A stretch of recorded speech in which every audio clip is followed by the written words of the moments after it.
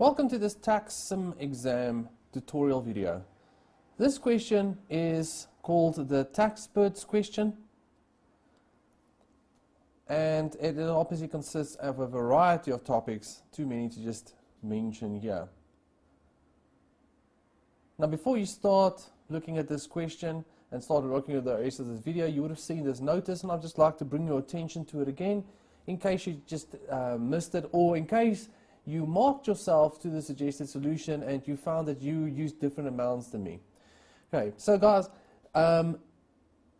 you need to use the latest tax tables that you have and tax rates that you have in your SACA student handbook in your exam.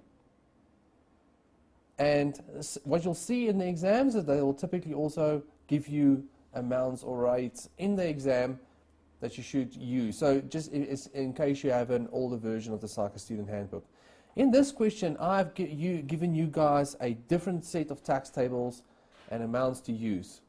It's just for the purposes of this question. It works in exactly the same way that all your normal tax tables work, but it's just amounts that I've used specifically for this one. So if you've used the correct ones, and now you look at the suggested solution, you say, why is Roulon calculating tax using these amounts? It's purely for that reason. Okay, so please just bear in mind, if you did use the correct ones, guys, great. You can obviously see the equivalent of it here, what I've gone here, and then see it. You would be correct, and that is what you must use in the exam. You won't have access to these rates in any case I'm seeing here, but please just bear that in mind. So I'm just pointing it out to you in case you did not read through this before you started the question. This question is called Aquarius, and before I continue with it, again, please remember that you should attempt this question yourself first and mark yourself to the suggested solution to get the maximum benefit. I will go through it in quite a bit of detail through the scenario and in the required as usual, but please, you should attempt this yourself first, otherwise you are wasting this question. Okay, so under the heading Aquarius Pty Limited, it says Aquarius Pty Limited is a resident company with a December year end. Right, it's a resident company, worldwide income, December year end means tax year runs from the 1st of Jan until the end of December. The company's industry has come under pressure in recent years due to technological advances. The directors attempted to streamline the business by disposing of unnecessary product lines and related assets, as well as retrenching redundant staff. Unfortunately, the directors could not prevent the company's demise, and on the 15th of January 2025, so that's the 2025 tax year, a liquidator was appointed to commence with the liquidation process. The company did not trade at all during the 2025 year of assessment. That's important to note. Whenever you see that, that means there's no allowances that you could claim on machinery that you've used and so forth. So just be aware of it. The company deregistered as a VAT vendor. Right, when you see that, you should also be on the lookout for things like Section 8.2, deregistration, and in the VAT Act, deregistration of a VAT vendor. Remember, that will result in output tax. And they did that during the previous year of assessment, okay, and they settled all their VAT liabilities with SARS. The statement of financial position for the company as at the 31st December 2024, right, so they didn't trade at all during 2025. This is 2024, so the end of last year. Then they give us some of the information. There's some cash, inventory, property, plant and equipment. There's stated capital and retained earnings. This one, I would say, is this contributed tax capital? We'll have to look. And then some liabilities. Then it says, notes relating to the statement of financial position shown above. 1.1 is this inventory that we see over there. Right, the inventory was manufactured during the previous year of assessment. Okay, so that means it's opening stock for us this year. The cost of the trading stock, 10,000 Rand, was included in taxable income per Section 22.1 for the 2024 year of assessment. Section 22.1 is the closing stock section. So they're telling you, last year for closing stock, we added back 10,000, so that means thus, this is the opening stock value under Section 22.2. As part of the liquidation process, the trading stock was distributed to one of the shareholders as a dividend. Okay, that's a dividend in specie. There's dividends tax of that, of 20% potentially, unless something stops that. And I'm going to remind you, this is important, the company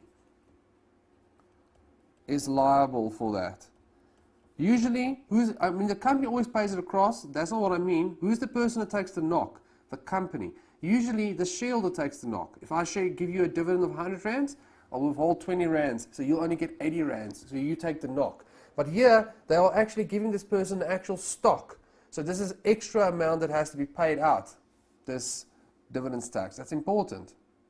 And they tell you on the date of the distribution, this trading stock had a market value of 13,000.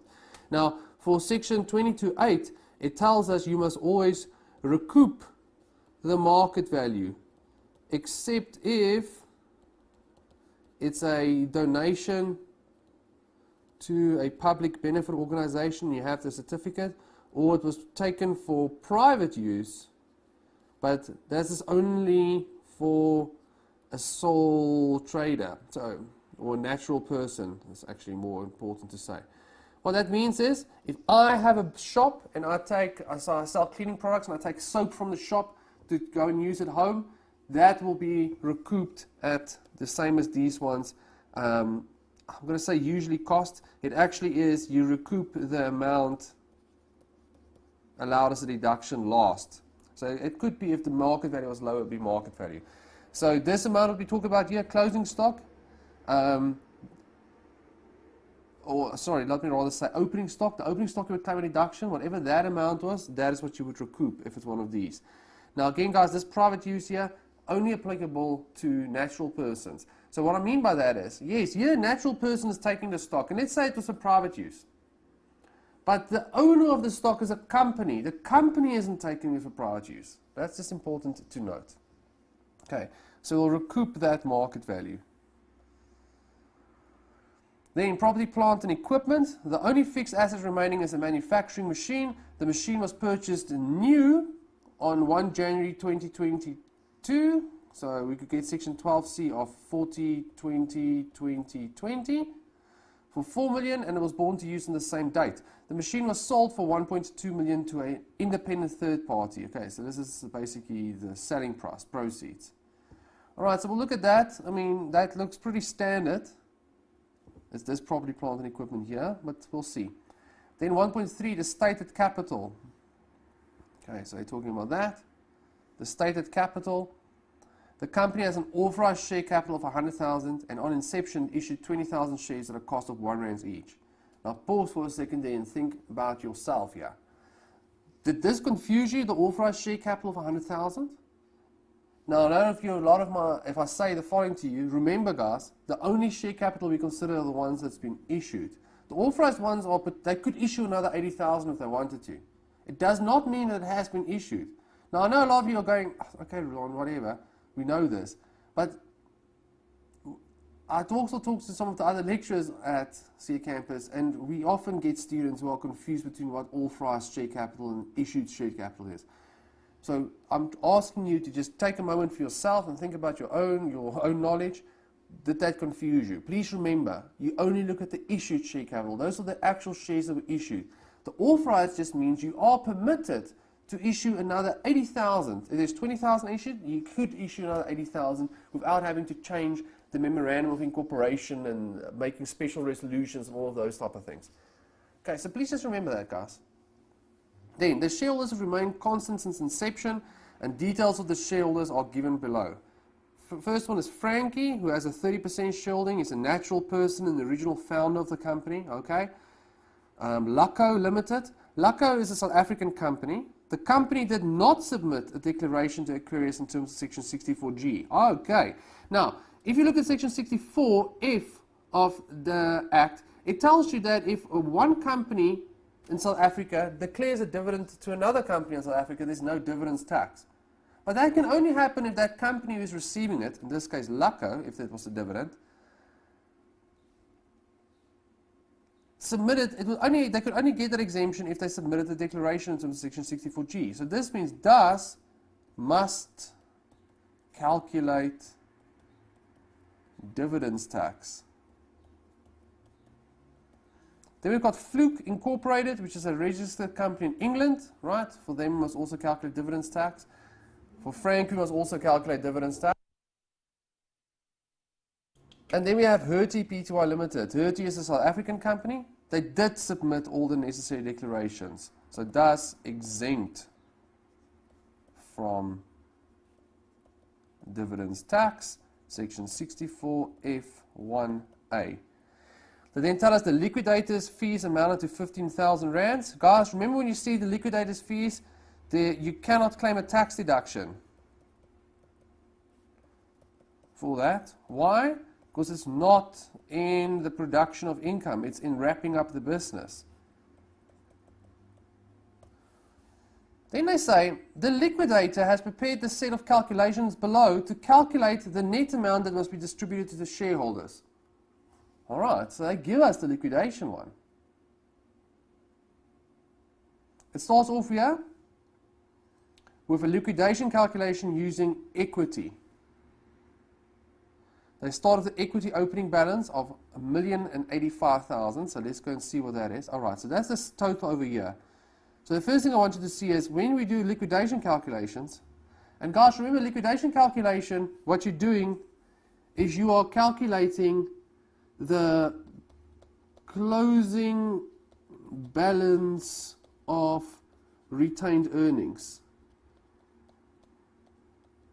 I'm going to just say slash reserves. Yeah, they might have other columns there, but you need to see if it's retained earnings or contributed tax capital.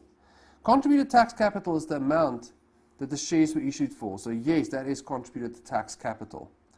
So that 20,000, remember if you go and look at the definition of a dividend in section 1, it excludes contributed tax capital, so that cannot be a dividend. Now remember, when a company makes a distribution to its shareholders, it can only be one of two things, either a dividend or not a dividend, so contributed tax capital. So you have to distinguish between the two of them.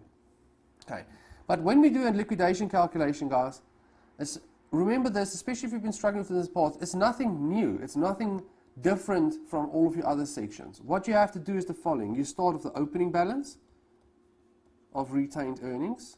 And how do we calculate the closing balance, guys? We say plus profit before tax less tax, and that equals closing balance. That closing balance is a dividend amount. So we have to do the opening balance, profit before tax, and tax. Now, let's go and see here what they've done. They've gone opening balance, profit before tax, tax, and then this is the amount that should be dividends. They multiply that by 20%, gave us the dividends tax. Then they said 595, which is the total reserves, minus that, that's the net amount, the cash that goes to what this shareholders will receive. Okay. Now already you should, I hope, see some things that concern you. Where's the contributed tax capital? This 20% dividends tax rate is applied to the full amount, but we already saw that Hertie shouldn't be subject to dividends tax. So that 10% Hertie should not have dividends tax. So we can see there's some issues potentially here. Then they give us the income tax calculation. Alright, so it starts with opening stock. Then this is the income tax calculation, guys, not tax, accounting profit. Then they give us the distribution, which we know section 22(8) should apply to. So they should be recouping the market value. They've recouped nothing. That's a mistake. Then we've got costless allowances here for this machine. Now this machine is written off 40, 20, 20, 20. What have they done? They've gone 20, 20, 20, not 40, 20, 20 so far. Okay, so that's a mistake. The selling price limited to original cost. They use 4 million rands as a selling price, but what did they sell it for? They sold it for 1.2 million rands. So they're using this wrong, limited to original cost. Remember, this actually means when you do this calculation, you say it's the lower of the cost or the selling price. Now the selling price in this case was 1.2 million and the cost was 4 million. So you should have used 1.2 million. Right, then they do proceeds, there's base cost, But where's the recoupment? Remember, you have to say when you do this, proceeds is proceeds less base cost. So where's that? Okay, base cost here, they used 4 million. That's also incorrect. The base cost should be that tax value. It should be cost less allowances. Right. Okay, so there's a couple of things that's wrong here, guys. Then the liquidation costs. 15,000 rands has been allowed as a deduction or has been deducted. But what do we know about liquidation costs? We know you cannot claim it because it's not in the production of income.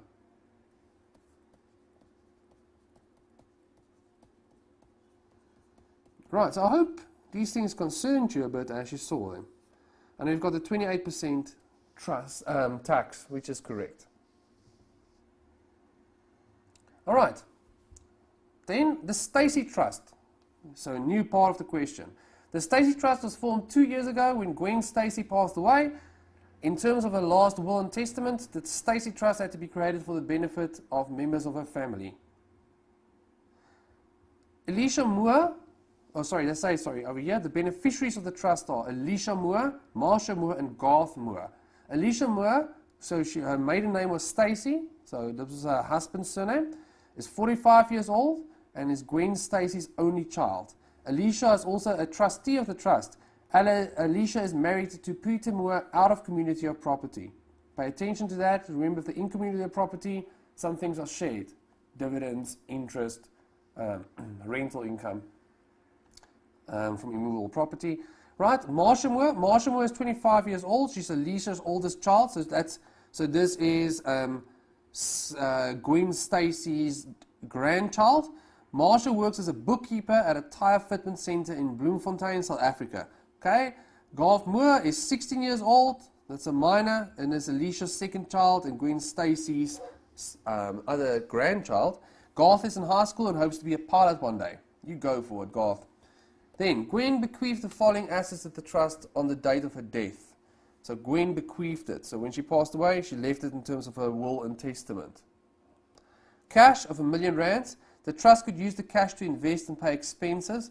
No beneficiary has any vested rights to the capital income that may be generated by the cash. A holiday home of R4,000,000. The holiday house is situated in Cape Town. It is a beautiful property in Bantry Bay with a magnificent ocean view. In terms of Gwen's last will and testament, no beneficiary has a vested right to the income or capital receipt pertaining to the property. The trustees could use their discretion in distributing amounts arising from this property. Right, then Alicia disposed of the following assets of the trust. Alicia, make sure you see. Alicia, this is the mother of Garth and Marsha.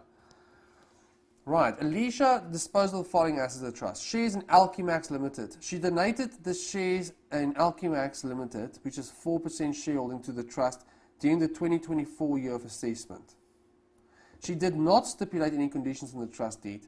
The market value of the shares on the date of the donation was 150,000. So this is what she would have calculated, used as proceeds when she's calculated the disposal, but this is base cost for the trust. Remember, they treat it as they bought it from her from that.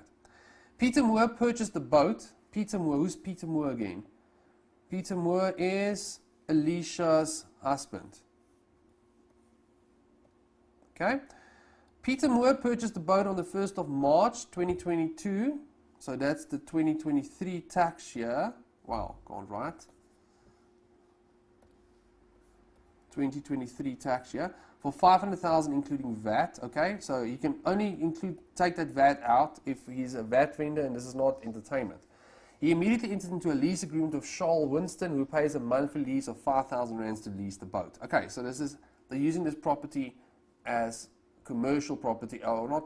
I don't want to use commercial property. It sounds like I'm talking about fixed property. They're using it as a business asset. Peter donated the boat to his wife Alicia on the 1st of March 2023. So this is the 2024 tax year. Now, important here, NB, it's a rollover between spouses.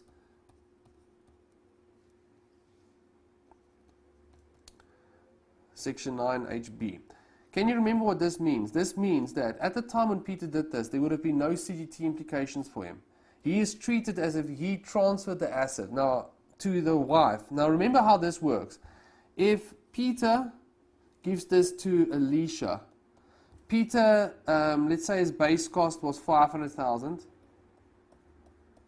Right, there should be wear and tear on this as well, but let's just say 500,000, and he purchases on the 1st of March 2022, so the 2023 tax year.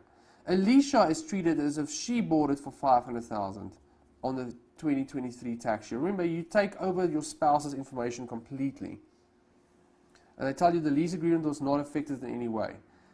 So I want you to see here, usually this would be proceeds for Peter, and then and it would be the base cost of the person who's receiving it. But this we're going to just ignore. We're basically going to just now treat it, instead of them saying here, Peter Moore purchased a boat, we're going to treat it as if it says Alicia Moore purchased the boat.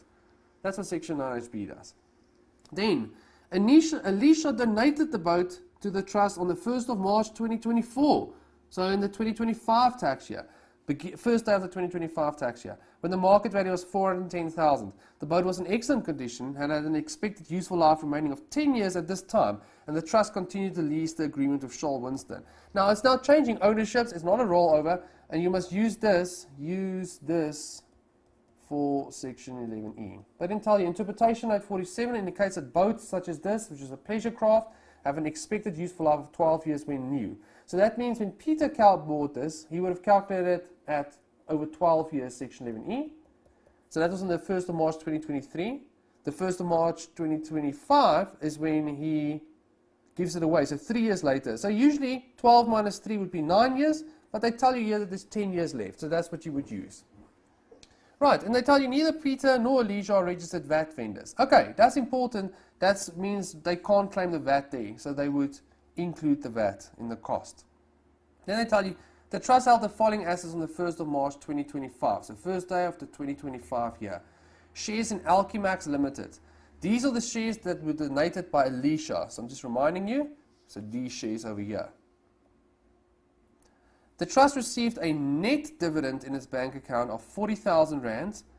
So thus the gross dividend is 40,000 times 100 over 80. Just remember they would have withheld 20%. You multiply it by what you won, 100% over what you've got, 80%. So 50,000. On the 15th of April 2024, so that's the 2025 year, from Alchemax, the trustees made a discretionary distribution of 50% to Marsha Moore and 50% to Garth Moore. Okay.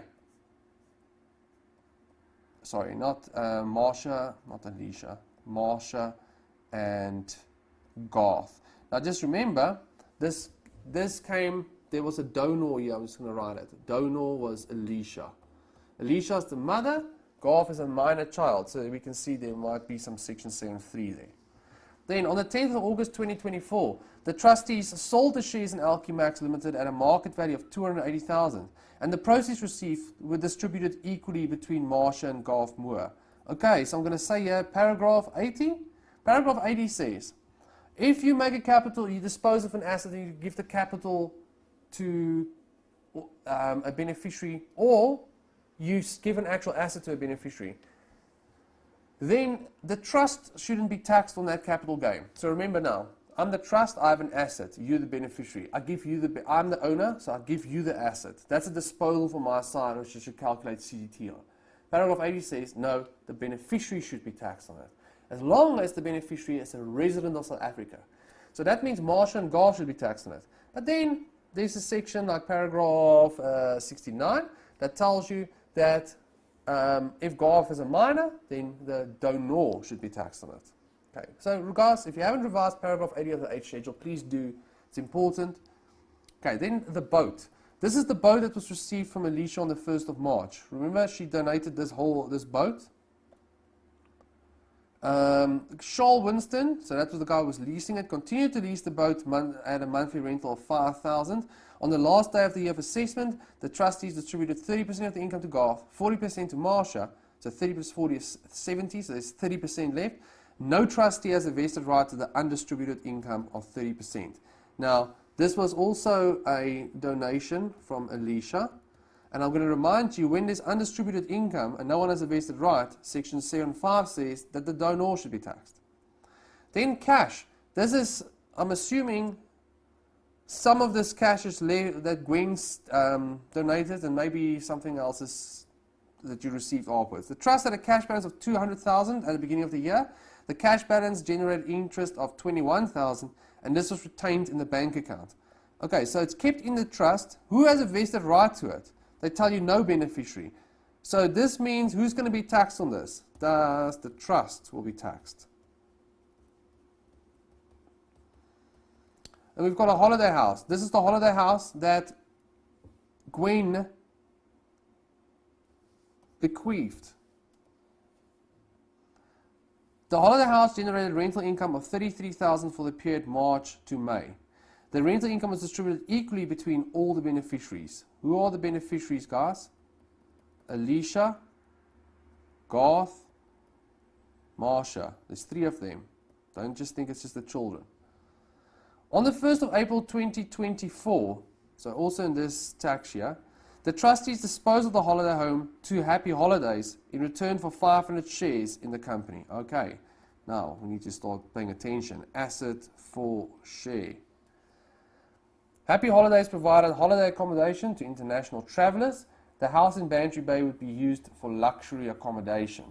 The market value of the holiday house was 5 million rands, and the market value of the shares immediately after the issue was 4.9 million rands.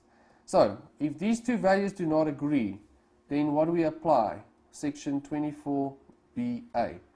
If the asset has a bigger value than the shares, it's 24BA 3. And that says the difference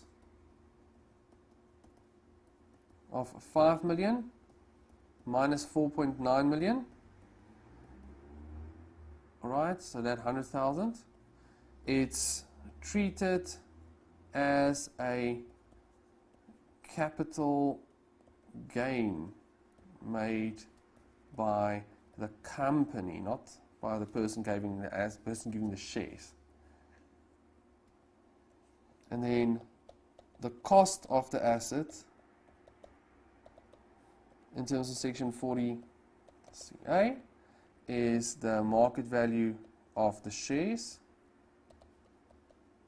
4.9 million, plus the capital gain that you made under that section.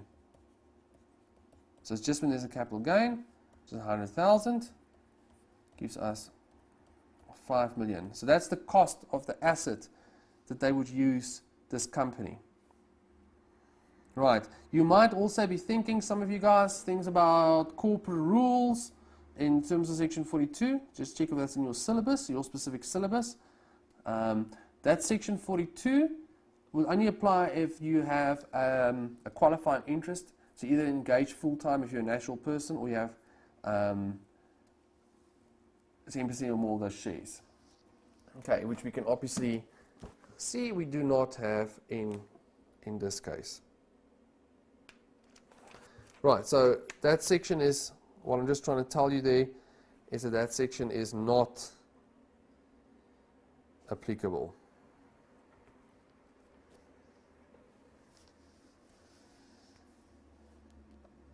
Okay, the market value of the holiday house. Okay, we've got all of that.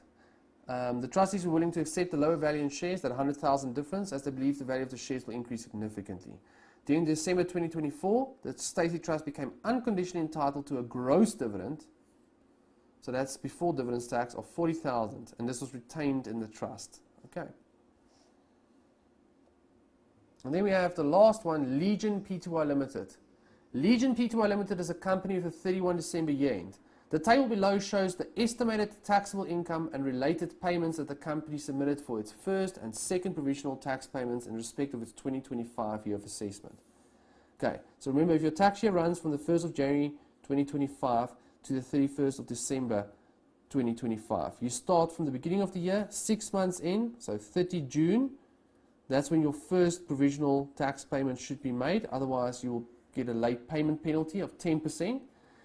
And on the last day of the tax year, that's when your second provisional tax payment must be made. This second provisional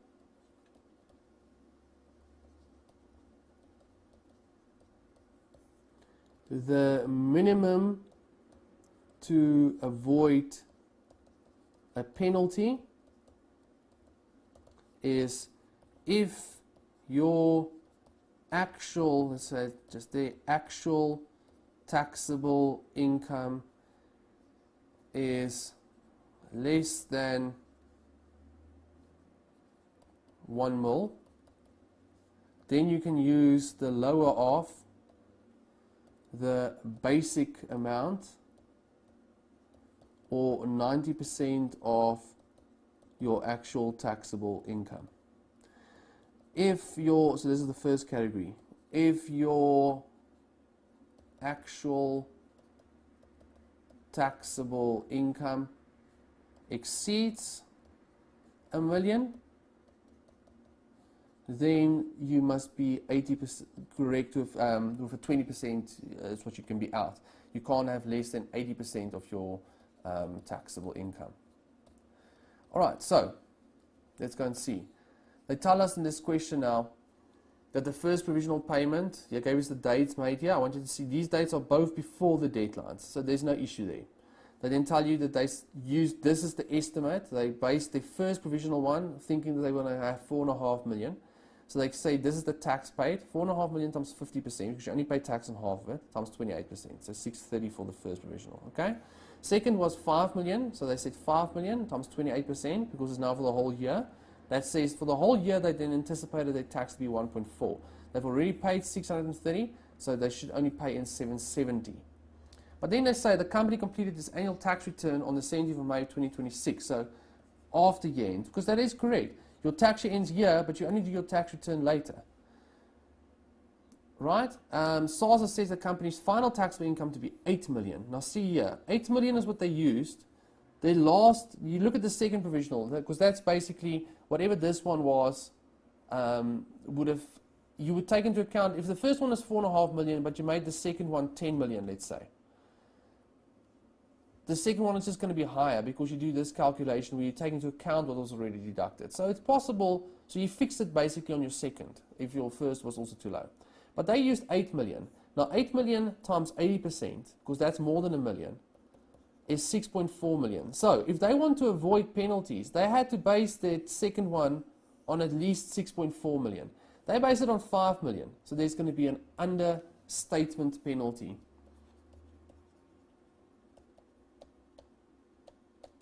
An understatement penalty is very simple to calculate. Let me just make sure before I lie to you.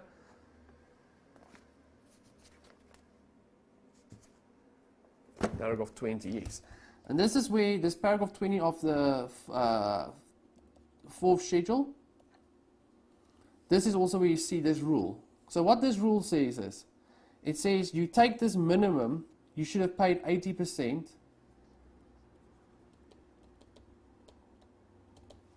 So it's 8 million times 80%. You take the minimum amount that you could pay times 28%. So that gives you the actual tax that you should have paid, less actual taxes paid. And this will be your first provisional, your second provisional. Remember, all your prepaid taxes and any employee's tax, if you are a natural person, all of those are taxes that you've already paid to the end of the year. So they say, calculate the taxes you should have paid the minimum, which is 80%, less all of the taxes you've already paid, and that is the difference, right? That difference times 20%, that's the penalty. Okay, that's as simple as that is. Alright guys, that's it for the reading time. In the next video, we'll start recording or start working through the required.